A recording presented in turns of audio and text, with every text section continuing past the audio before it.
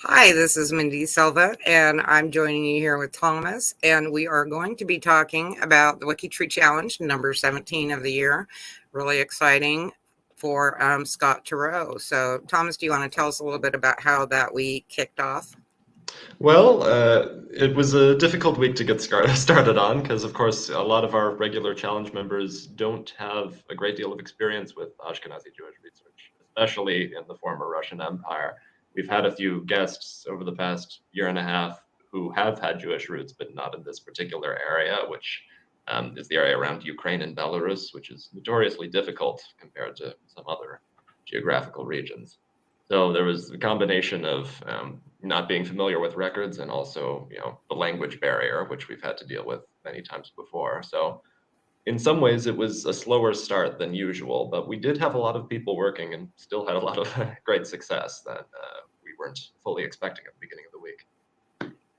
Yeah, and that was my problem is I always like to participate to some extent, but I had the issues that you're talking about. It's very specific research, which Mm-hmm. I had no, experience at all in that specific research. And so it was really hard for me to get in and help people or do other things. And then I just want to go ahead and show, and then I'm going to have Thomas show you the better view. But I'm going to share my screen to show the tree. And of course, one of the thing was the languages. So, we had several languages. And, okay. And so here we see this is what the branches look like for his tree. So if you don't speak or read those languages, you're kind of at a loss. Now, most of them did translate to English, which helped a lot. Mm-hmm. But do you have yours up where you can share it so you can I show do a better have a version of? version up. I don't know if it's actually much better or not, because it varied a few times during the week. But let me It see if just I seemed can like there were a few things with mine. It just didn't want to translate no matter what. see. Okay, I'll just share my entire screen, I guess, if that works. Will it let me do that? No, it's not letting me do that. Okay, interesting. I will pull up. I'll pull it up on Translate then, just because that'll Okay. make life easier. I haven't tried to share my screen using this format before. I don't think it has as many options as, say, a Zoom meeting. Yeah. Let's see. Go.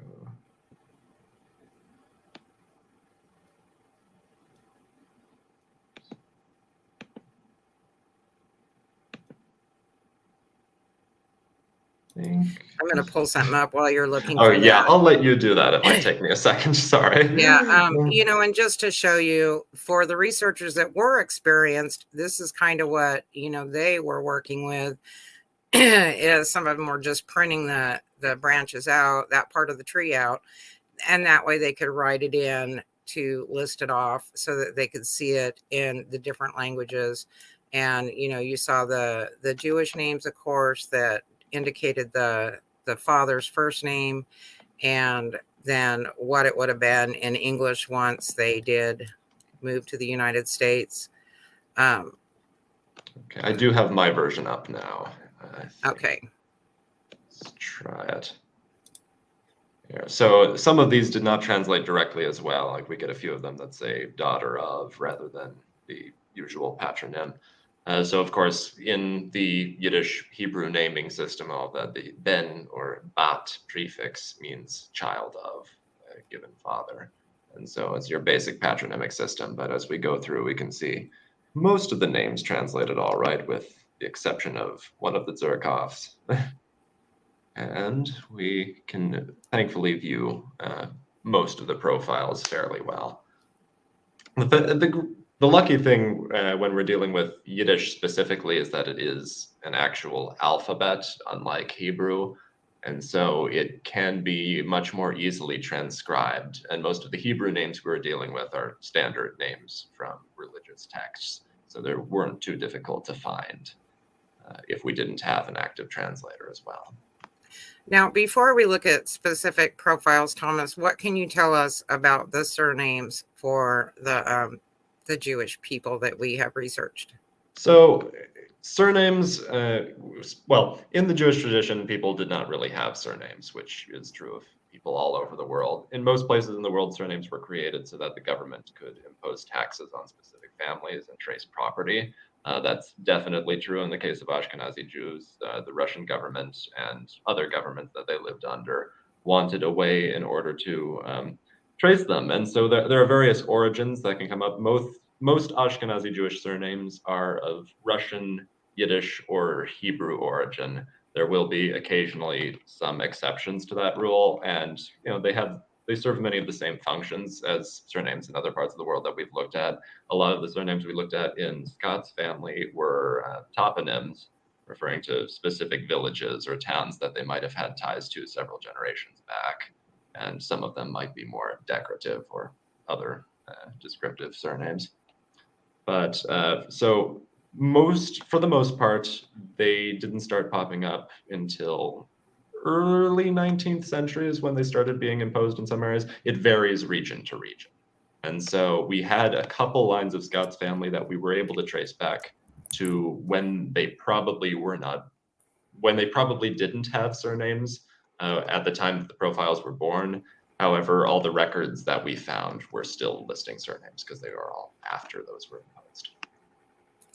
Right. And I think the difficulties, I'm going to share my screen once more.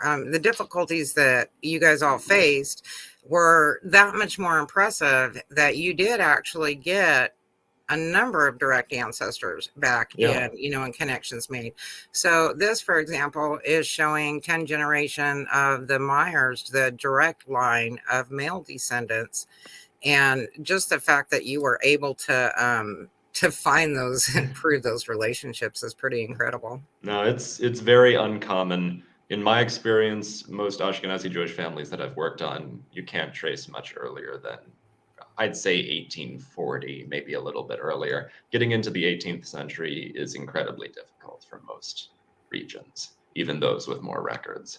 And so the fact we were able to do that can be attributed very directly to the fact that we had some researchers, a couple who are from Russia and have direct knowledge of those records that many of us don't, and some who had very specific expertise in Jewish research as well. Right. And that's an awesome segue into who was the earliest ancestor found, because maybe now, people will really, really get the weight of how amazing this was that you guys found Yehuda. Is it Torovatsky? Mm-hmm.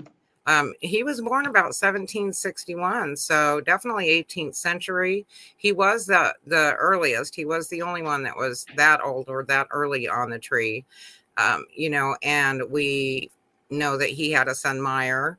Now, of course, there wasn't a whole lot else that we could find specifically on him, but we do know the region. Do you want to tell us a little bit about the region he came from? So we know that he came from the area of Ovruch, which is a town, I believe, that is currently in Ukraine. The whole Turovetsky line is entirely in different areas of Ukraine. However, they did move around a bit, and thankfully, due to some of these specific census records we pulled up, which I know you'll get into in a second, we managed to identify the specific location. And we started the week knowing that there were people with the surname Turovetsky in Ovruch, but we had no idea how they were related to Scott. And the further we got in the week, the more of those connections we managed to make. Elaine in the chat just mentioned that Ovruch is 97 miles northwest of Kiev, which can help place it a bit on a map. And we've been looking into, Elaine also mentioned there was a Hasidic group of people related to the family Turovsky, which might be a variant of the surname Turovsky, Turovetsky. We were looking into that. We didn't find any direct ties, but it might be something to look further into. And I know one of our researchers was also saying that she was hoping we might have Y DNA for the family, because there are only a small handful of haplogroups that are found within Ashkenazi Jewish populations, and having Y DNA testing for those families can greatly improve the ability to research those lines and confirm relationships. Right. And she's pointing out courtesy of Jewish Den. And of course, even with the other challenge work we did last year for the Jewish ancestors, that site is an amazing site to be able to use. And then, just going back to Yehuda briefly, now he would have only been about 32 years old when that area was annexed by the Russian Empire. So, I mean, he was living during a time that made history. Yeah. Oh, absolutely. And this was a very important time period with regards to the Jewish population in particular. With the partition of Poland, it was shortly thereafter that I believe Catherine the Great created the Pale of Settlement, which is the region where the vast majority. Oh, hello, Karen. Welcome. So the Pale of Settlement was the area where the vast majority of Ashkenazi Jews in the Russian Empire were moved into through a variety of means. They were specific liberties they were permitted if they were living there that they didn't have elsewhere. And so the vast majority ended up moving there, which ended up not being the best place in terms of conditions and general treatment of the population in further decades. Now, from that same region, of course, is Meyer. And this was one, just to show that, once again, the people that were experienced and working on this just did such an incredible job of finding records for, a set of people that it's really difficult to find anything. And so this here is a census for that family. Mm-hmm. And, he was born about 1793. So it's not like, he was a really recent person and we were able to get a census for it. He was somebody that was living also at the end of the 18th century. And so that's just pretty incredible what you guys were able to find. Yeah, no, that we had one researcher in particular who's from Russia who helped us track down not only that record, but a record from the 1897 Russian census, of which was believed years ago to have been almost completely destroyed, but of which fragments keep popping up, not dissimilar to our 1890 census here in the US. And so that was very remarkable that he managed to find that. Yeah, and it looks like the 1897 census. I'm not sure if that's the profile you're talking about, but that is this one does have it on there. Yeah. And Eliezer, right, was somebody and born in the 19th century. So of course it makes it at least a little bit better to find some amount of records. But here you can see, that the researcher was able to actually get the marriage, the spouse information. 5 of the children, that may have been his only 5 children, I don't know. And that, coveted 1897 Russian census to show where, his family dynamics. Yeah, that's amazing. Absolutely. And I also want to mention, we don't want to get into the complicated mess that is naming conventions right now, because that has been a very long discussion this whole week. But most of the records we were dealing with were typically in Russian because that was the language of the government. However, you'll see that most of the profiles we tried to put in Yiddish because that was the vernacular of the people we were actually researching. And that just goes to our general standard of using their conventions, not ours. So, Karen, how did you find the week to be? Yeah. Oh, yes, I had quite a great time. Of course, I don't read any Russian, so I was concentrating on the Americans, and I really enjoyed working through the Chicago newspapers.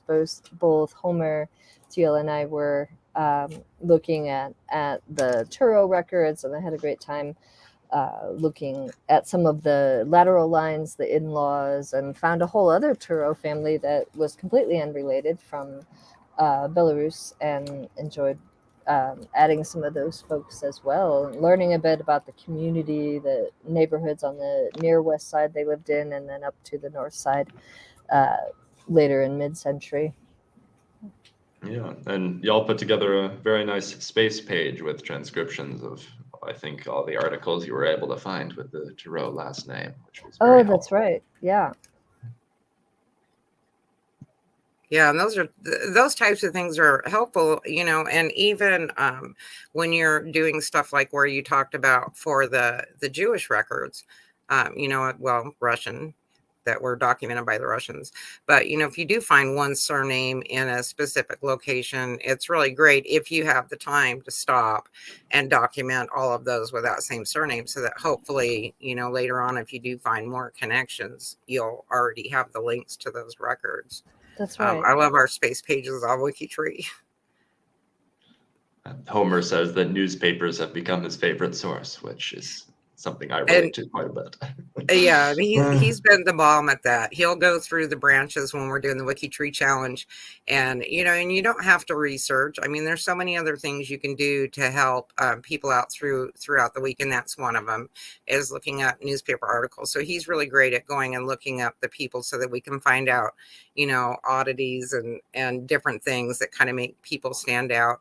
And of course, and just like with any other culture, you're going to have people that are only in the news because they were a little bit naughty. So, they were either really important or they did something that was a little bit scandalous. And so they made the newspaper. But, those are all still things. I mean, we don't cast judgment on what our ancestors or anybody else's ancestors did. You have to keep in mind the times that they lived in, but also, the environment and the community around them. And one of those people, of course, that we had found this week was for Dr. Isidore Turow. And it was actually just kind of interesting. He did a lot of things for the community. And he, at the time that the scandal happened, he was actually heading a mental hospital, but we're talking about an institution that had 2,600 people in it. So, we don't know how things were going. Were they running low on money? Were they understaffed? Right. Did they get a new person in that was a caretaker that just didn't understand, why the policies were set? And so what wound up happening is that a number of people that the family hadn't come and collected the remains for or made plans for were buried out in a cemetery, and they didn't mark the headstones. So then what happened, of course, was later on is some of these family members came forward and said, hey, I want to know where grandma is. And they were like, well, I have no idea. And they did actually start a formal investigation on it. Now, in the passing of time with that, the Dr. Turow, he wound up not working for the mental hospital again, but they must have found that he wasn't at fault or he didn't do anything specific. Oh, they certainly must have, because if you look at who made the accusations, it was the gubernatorial opponent of the governor who clearly should have resigned, but was near death at home. And that even in the article, they said, it's not that we have absolutely no idea where these people are, that they've been being buried in rows. So the caretaker is not here right now. And I'm sure he can just, look at his list of burials and count back 5 graves and that'll be grandma. But that's not the story the newspaper chose to run with, because it doesn't sell papers as much as, they have no idea where grandma is, and she had to call her congressman, and we demand an investigation. Well, isn't that happening right now, where the people hollering we demand an investigation are usually the political opponents of the people they're talking about? Right. And he did go on to still do substantial work and hold important positions. So, I mean, he worked with juveniles. He did other work. He was a speaker, and, he wound up continuing his good work.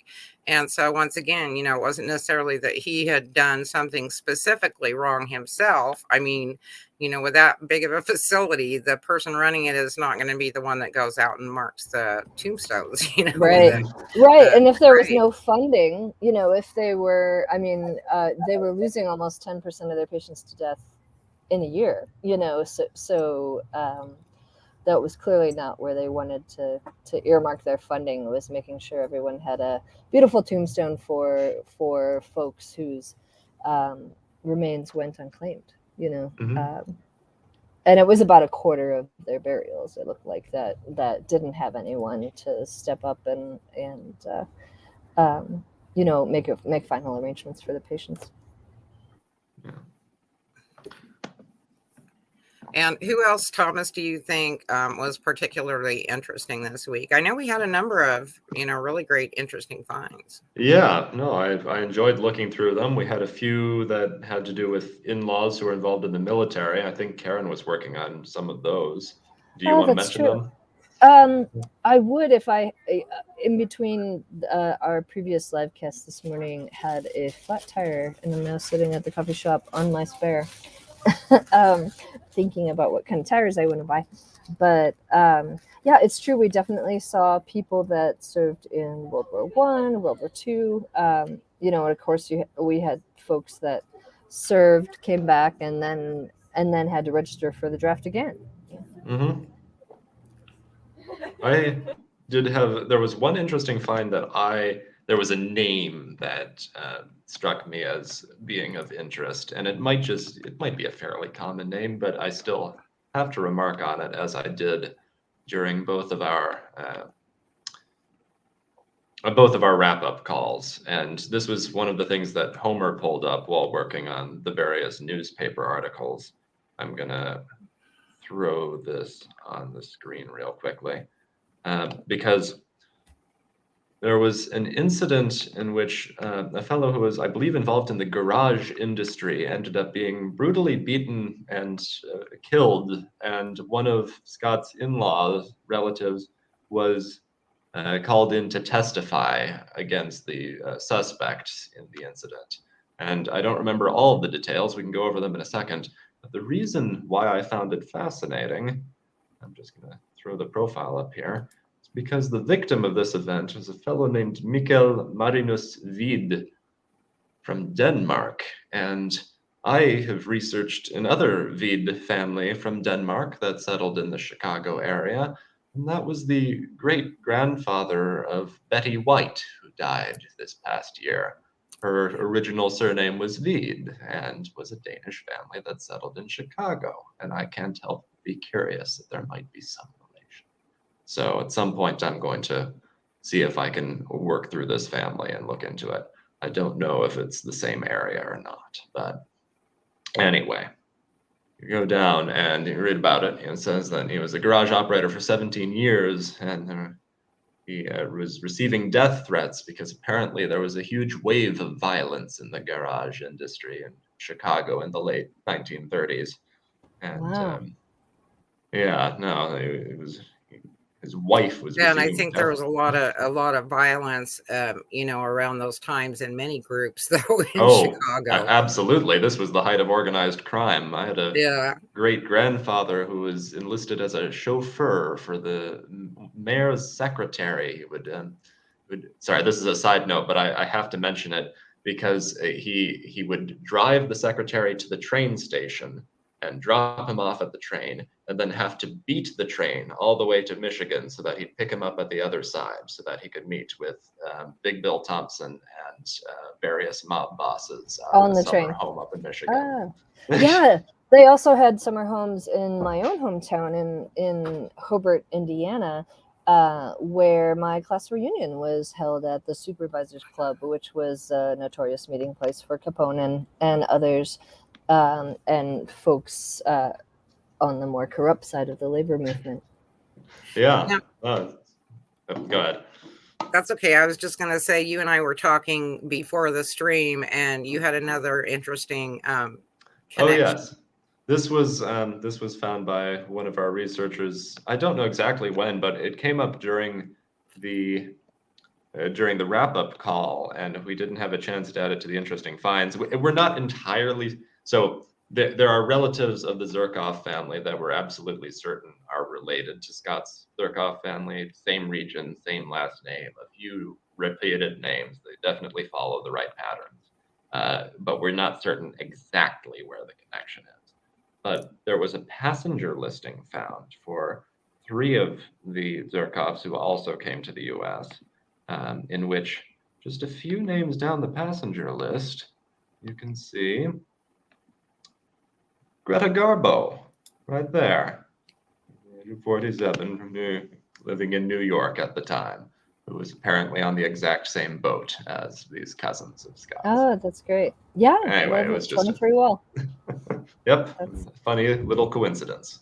Yeah, I Amazing. found a Chicago story just last night. It was a fellow named Jacob Muffson, the let's see, one of the first husbands of Frances Brower. This is way out in the seventh degree, but he was owned newsstands and or ran newsstands in Chicago up until probably almost the time of his death. But as a boy, he was a newsboy calling out headlines in papers, and he was calling out, murder in whatever. It would be interesting to read the previous day, from the day of his arrest. So he's calling out, read out this murder, and a police officer tells him to stop yelling. And he thinks the man means stop yelling about murder in the middle of the street. I mean, obviously, I'm a newsboy, and yelling out, get your paper is part of my job. And so he switches and he just starts yelling, evening papers, get the Tribune, get the other papers he's selling. And the police officer is just, well, that's it. I told you once, now you're pinched. Arrests him, takes him to jail. He says, well, can't I call the papers? Can't I call my employer? Nope, no phone call for you. Spends the night in jail, and the next morning the judge is like, this is ridiculous. This guy has clearly overstepped his bounds. And by the way, isn't that the guy who 5 years ago decked a reporter in the face, who was at the scene of a fire, who was actually trying to not be in his role as reporter, but in his role as a member of a South Chicago protective patrol. And he says, here's my card right here. I'm here on behalf of the protective patrol. I'm just looking at the ruins. And Officer Cotter says, no, I know you're a reporter, get out, and punches him in the face and winds up being docked 5 days pay.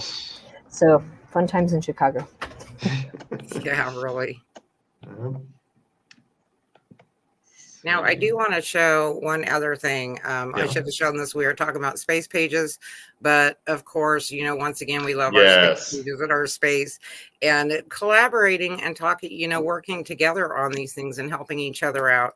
And so this is a page that one of our researchers, Rachel, had done. It's not letting me zoom in a whole lot. There we go.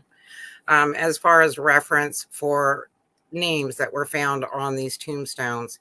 And I mean, she says it's not meant to be a comprehensive resource, but this was amazing that she took the time to do this and put this there where everybody else could look at it.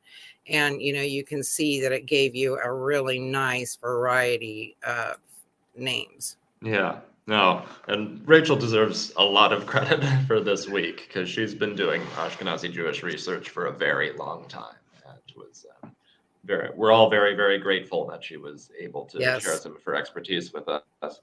But we were talking about Jewish surnames earlier, and she was early on in the week, it came up. She was suggesting books, resources, and all of that. And I've been making use of the library that I'm currently in. So we have a dictionary of Jewish surnames from the Russian Empire, which is this very thick, large book that is filled with all the surnames we were researching and helped us determine how exactly some of them might have been spelt. I know we have there was one. Okay, Scott's maternal line, the earliest name we have is for a great-great-grandmother who is listed on a death certificate as having had the surname Van Dorf, rather, which is also a surname that was taken by one of her grandchildren as an anglicized form. And that sounds very Dutch, but using the book, we managed to find the surname Vendroff, which is from the same region, which we think it was what it was originally, and they just slightly changed the spelling of that. Oh yeah, see, Elaine's asking about if it was who I was talking about. It would be fun to look up him in the book because the surname is Muffson, Muffson, and he's actually Muffson 1 on WikiTree, and he is. I put him in his birthplace as Lithuania. Because of the way his birthplace was spelled, I used the Jewish Gen Town Finder, And when I put in the Saulale, it was a very different spelling of a hometown in present day Lithuania, in the Vilna area. Yeah, the Jewish Gen Town Finder is a really incredible tool, I found. Yes, and it was Pat Munitz who really turned me onto that and reminded me that that was there. Another with Rachel and some of our other extremely helpful expert volunteers. I loved when someone said, "How do you read that?" And Patrick said, "Well, after thousands of pages of Hebrew and just Yiddish, learn. you start to get a feel for it." Looking through the book, I'm guessing Movsen might have been the original version, in which case it appears to be related to Moshe, so another patronymic surname. Okay, so like a son of Moses. Yeah. I love this book so much. Yes. Yeah, it's really, and it's hard when you only have one or two resources, the JRI Poland site, or, whatever book you have on your shelf or books you might have on your shelf. But once again, that really, goes to show how great the collaboration was, because people could come in and ask for a translation off of a tombstone picture or something else, and everybody just worked together to get us to this common goal of adding ancestors. And I do want to go ahead and show some of the scoring on this, just to show the people that participated. And we did have 19 plus people. And I always say plus because there are always people that come in and do stuff like translations, or cheer people on or add categories or whatever that don't necessarily show up on these statistics. So, here we have 19 people, but there were probably more than that actually worked on it. And for our top 5, we had Homer Thiel, we had Donna Bowman, Rachel, of course, that we've talked about. She was incredible. We had Kathy Nava, and we had Heather Jenkinson. So some of the familiar names that we've had all along, but a couple of new ones in there, and that's always nice to see. And, you can see that some of them were really adding quite a few profiles. And so here we go back to, it's just incredible that records were found for as many people as there were. And this is showing there were 13 direct ancestors added, 25 first relatives, so nuclear relatives, a sibling, a child, a parent is a nuclear relative. And then for other ones out to 7 degrees, 215 people.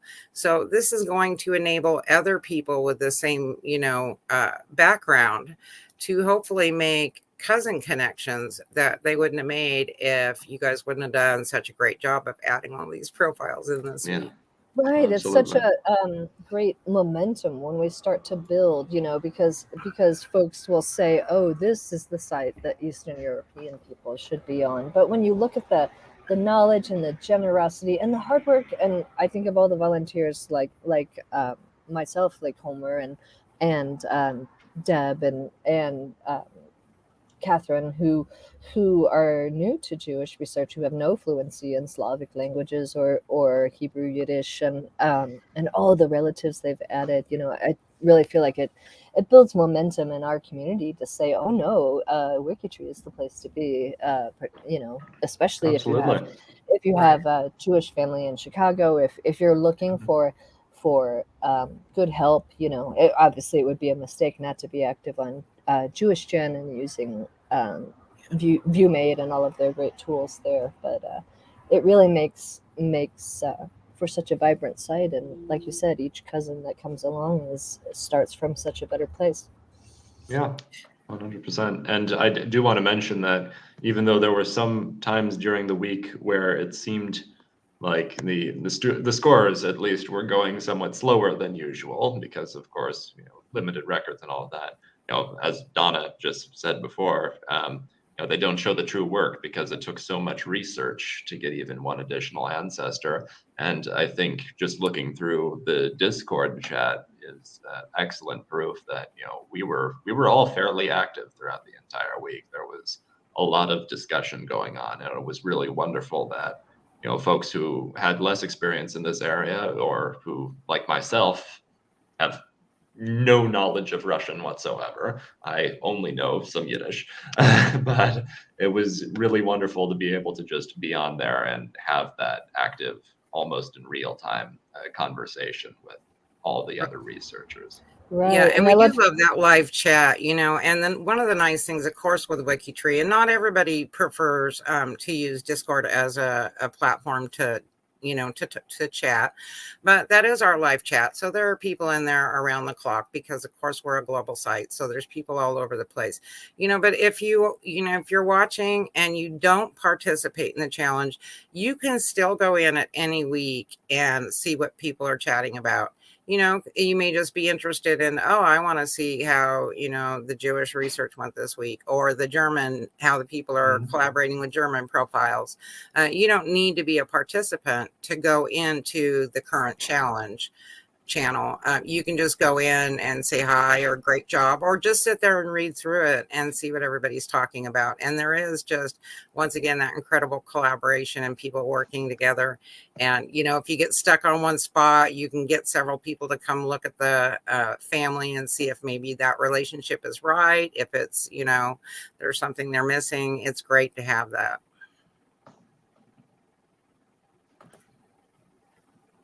And like Elaine remarked that she's just been in touch with a relative of one of our previous focus guests. You build these great connections with folks. I mean, I still hear from Jane Krakowski's aunt from 30 Rock, from back when AJ Jacobs was doing research into her family for People magazine. You build these really fun connections where you find, like, I'm not going out to lunch with Jane Krakowski, but if I'm having questions about the Quebec part of her family, I'm going to talk to her aunt. Yeah, and I want to mention, we've mentioned Rachel and Pat, and we should also mention August Kuznetsov, who was also very, very helpful with Russian research, and he was the one responsible for pulling up that 1897 census. Oh, that's great. Absolutely remarkable. Yeah. Yeah, that's just been great. And, you did, your team did really great, Thomas. I did not mention, I don't think at the start, that Thomas was our captain for the week. He was incredible. He was in there, talking with people all throughout the week and getting those motivating emails done. And, thank you very, very much for all the work you did with the challenge people this week. I was very, very excited and glad that I was able to do it. And, it's good timing. Thanks to the 3-day weekend, I actually had time to get some good work done. It helped, right? Yeah. Now, there was one I didn't mention earlier, and, this was a profile. It was one of those Zerkov profiles. He was born late 1800s. And one of the things we do try and look for is if we can find an occupation that's unique. And, Max was, at one point, he was living in Cook County, Illinois. So he was in the United States. He worked as a tobacco salesman for a while, but later he worked as a sausage root. And, not only is this a very specific, unique occupation, but the other reason I'm bringing it up is because I had, talked to Scott a little bit. We were talking about the similarities between the Ashkenazi Jewish people and the Sephardic Jews, and, which is what I'm more used to researching. And, there was a story, of course, about the Jewish diet and how, they had to hide. I mean, I just can't even imagine how awful that would be, to be persecuted for your beliefs, and to not even be able to do your day-to-day living like you want to because something else is enforced. And, these ancestors could be, at the very least, expelled from their homeland and sent away from all their family and their friends and their job, and at the worst, we don't even want to think about it. It could have been much, much worse. But where the sausages come into play is, of course, with the Jewish people, they have certain days of fasting, and they also have days that they don't eat meat. And then to make things even worse, they don't eat pork, and that's pretty much what the Portuguese sausage was made out of. And so what they would do in Portugal is they would make a bread sausage. And, so then they're utilizing a less expensive ingredient that they aren't going to have to waste. And, they'd make these bread sausages and they'd hang it up in their kitchen window for a little bit. So the neighbors all thought they were having sausage for the night for dinner. And, and it is a kind of a quaint, amusing story, but it's also horrifying if you think about it, that they even had to go through all of this trouble to make people believe that they were not Jewish. And I mean, of course, for Portugal, it's all Roman Catholic. It's all Roman Catholic. And it's only been really recently that records have come to light where they have these, smaller groups of other faiths.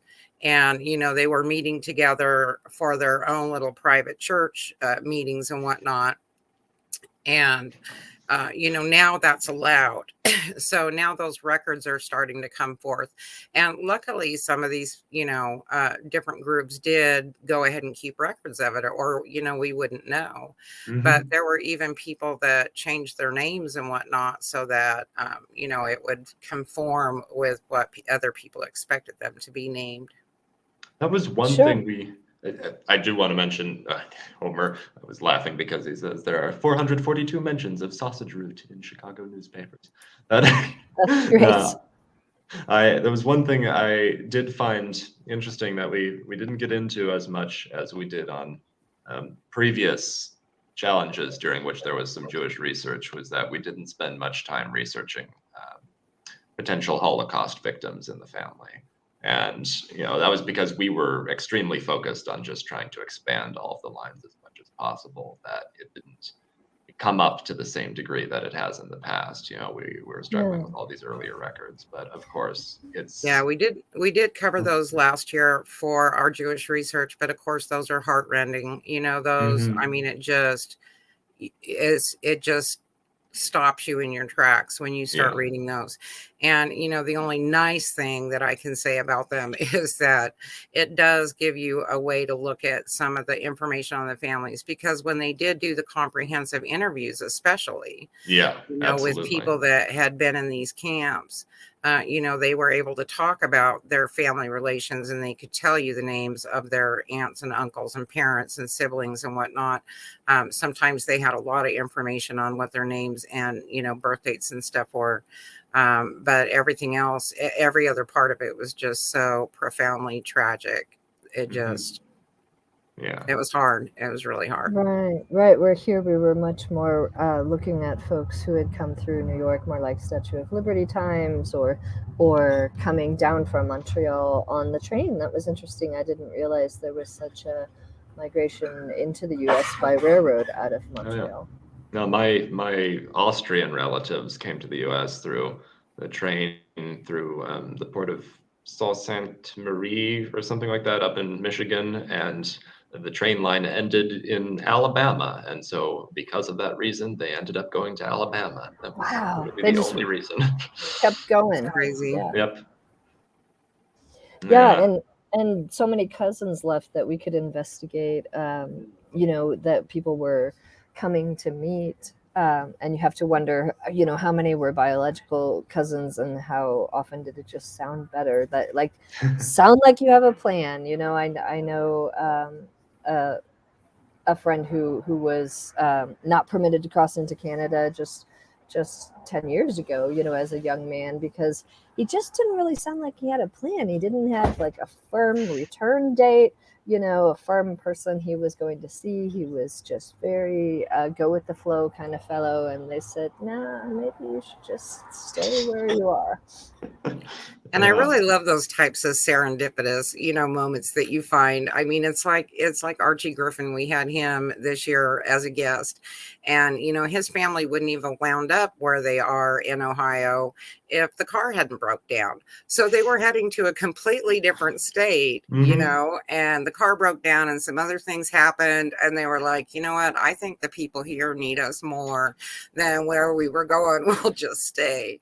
Yeah. And, Right. you know, and of course he was a famous football player, and you know he wouldn't even have been in Ohio. So and you don't know if he would have been him, even because you know if his grandparents or whoever for any of these ancestors had moved on to a different location, you know, their kids would have met up with somebody else. And yeah, it just really shows that, you know, it's just one little event can really change a family history.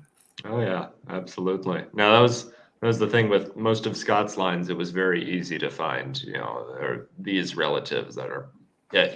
If we can't figure out how they're related, at the very least, we know they're almost definitely from the exact same village as the rest of the family. Right. And that was, And that even, you know, 60 years later, they would be buried in the Townland Society, you know, that's the cemetery they would choose as a cemetery. The fellow I was working on from Mazur, from Belarus. yeah. And, you know, Thomas, this might be a good time to ask this question while we're talking about it. Now I just totally lost my train of thought. Oh, no.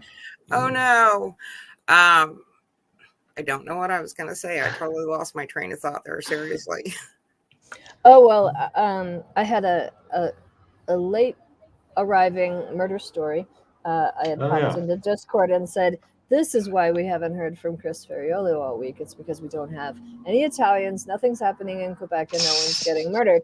And so I solved all that with one person in the 9th degree, was a fellow, you know, someone from New York had married Mary Lou Festa, and her grandfather went missing in October of 1916. And his wife's half brothers said, well, he's gone, you know, maybe you should move to Montreal, move to the big city, you could get married again. And 27 years later, after Luigi himself had moved on to La Salle, I think La Salle left Saint Hubert, they were just trying to put a water tank in the basement of his former farmhouse, and they ran into a skeleton. And then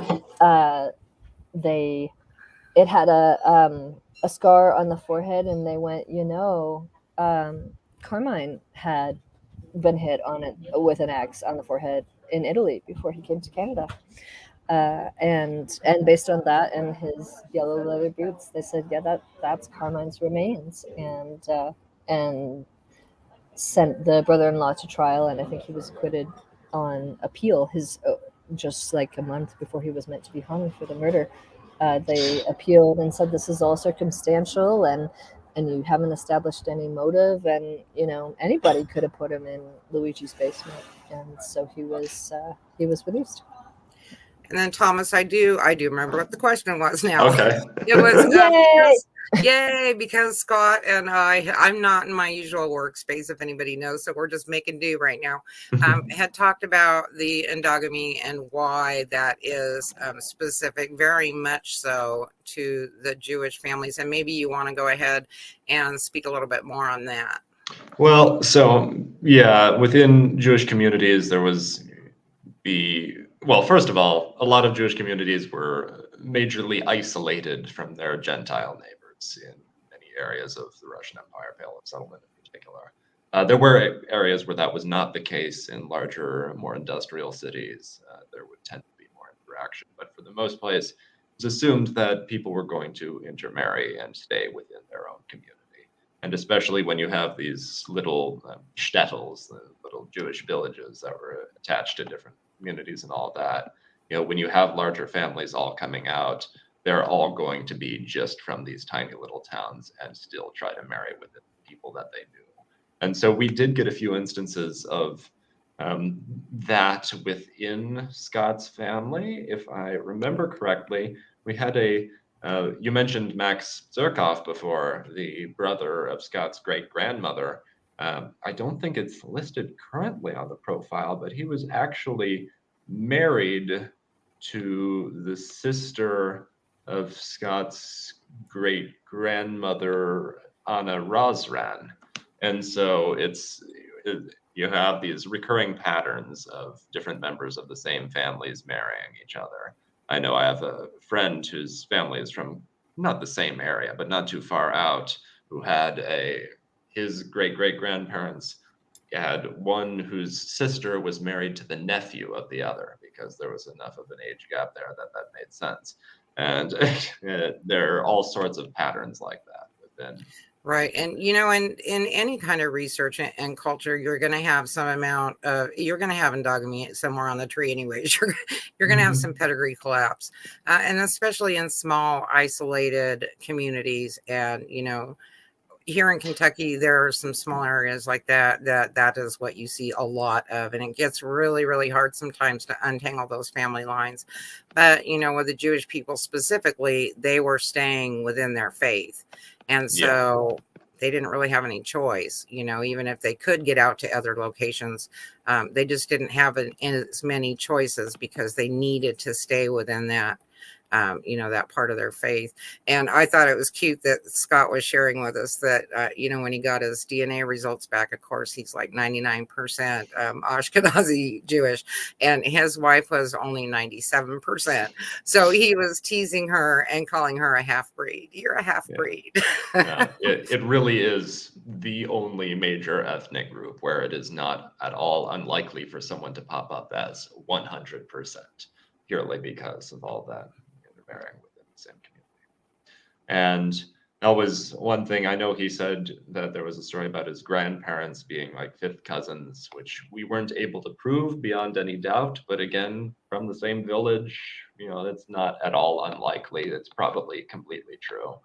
And right that was the other thing, was that he wanted to know more about his grandfather and the Turabetsky line, because his father didn't have the closest relationship with the rest of his family. And that was one thing that was absolutely wonderful, that was the line we managed to have such a great degree of expansion on. So it was very exciting. I know he's going to be really, really excited about that. Yeah. And we started out for the challenge, of course, we always start out with the first great grandparents. And so, the tree is worked out to the great grandparents, and that is where we start for the challenge. Everybody after that works out from there. So, those generations were already done. And he had said we already had the tree farther for him that he even had in his own records. So he was already, really interested in finding how much more further that could go. And he's just going to be blown away by how much stuff you guys find. Yeah, and the reason why we had that information from the beginning can all be attributed primarily to gravestones. That's the wonderful thing about Jewish gravestones, is that they often have a lot more information than the rest of those that we research do not. Yeah, and and you do have the naming situation like you were talking about. There are no, they didn't have surnames, but they had to have some way of distinguishing who they were. And so you often did, you would see the son of so-and-so was the son of, and you did get the father's name. Even if you didn't have any other record of who the father was, you had that name. Yeah, and that you actually just reminded me of something else that I forgot to mention before, which was that one of the other impressive things about being able to find that 1897 census fragment was that we managed to disprove the name on Scott's grandfather's gravestone, because we had multiple siblings of his who had gravestones that listed their father as Lizer, a variant of Eliezer, and on his gravestone he's listed as Yudel ben David. And first of all, Yudel, typically not the name that would be listed on a gravestone, because it's not Hebrew, it's a diminutive form of Yehuda. And second of all, David, we have nothing else indicating his father was David. And of course, he was living in California, where none of the rest of his family had gone with him. It's quite possible whoever ordered the gravestone just had no idea what they were talking about. But it was absolutely incredible that we managed. Just leave that that spot empty on the stone. You got to put something there. Yeah, exactly. Otherwise, what will people think? Thomas, do you happen to have one of those handy, a picture maybe that you can pull up and show us? I think I have. I might actually have Udel's right here. I'll open it up. And let me share my screen.